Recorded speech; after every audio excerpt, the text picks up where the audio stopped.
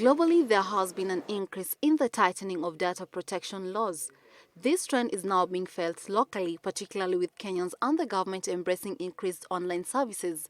Consequently, the collection and processing of personal information is a clear indication of a growing and advancing digital economy. However, of concern is the lack of comprehensive personal data protection legislation, which in turn exposes citizens to the risk of personal data being misused. It is now a sigh of relief for people and the ICT sector at large as the government enforces the data protection bill into law. The ICT fraternity has come out in support of the move by the government, terming it as a good policy for the framework in the industry. Metadata that's collected on a daily basis. If you look at it especially from a technology perspective, a lot of data is collected. When you use your phone and you use your computer, it doesn't matter what you're doing. A lot of data is collected. But the question is, what happens with this data after that? So it is important that people's personal data is taken care of. People's personal data, before it's distributed or used for any reason, they must approve for that data to be accessed. The Data Protection Act, which was signed by President Uhuru Kenyatta 2 weeks ago, will put safeguards against commercialization and misuse of data without approval from Data Commissioner and the data subjects.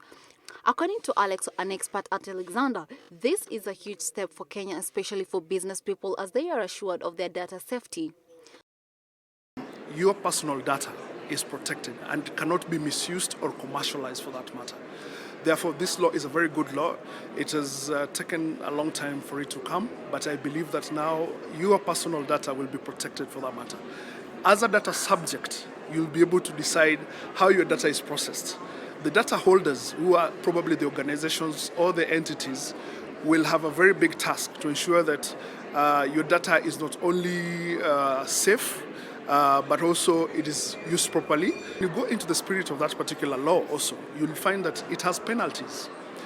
Companies that are going to misuse that data are going to be penalized 2% of their annual revenues. However, there is need for speedy implementation of guidelines and regulation that will support the implementation of the data protection law. An Office of the Data Protection Commissioner will be established, and some of the key functions will be to oversee the implementation and be responsible for the enforcement of this act, establish and maintain a registrator of data controller and data processors, exercise control on all data processing operations, either of on motion or at a request of data subject, and verify whether the processing data is done in accordance with this act. Promote self-regulation among data controllers and data processors. Section 15 of the bill expressly provides for the protection and security of personal data against loss, damage, or unauthorized destruction, unlawful access, or unauthorized processing of data. It also introduces stiffer penalties, which in turn provides better incentives to data controllers and processors to abide by the provision of the bill. Interference with the personal data of a data subject or the infringement on a person's right to privacy will be an offense punishable on conviction by either a fine or a 2-year jail term, or both.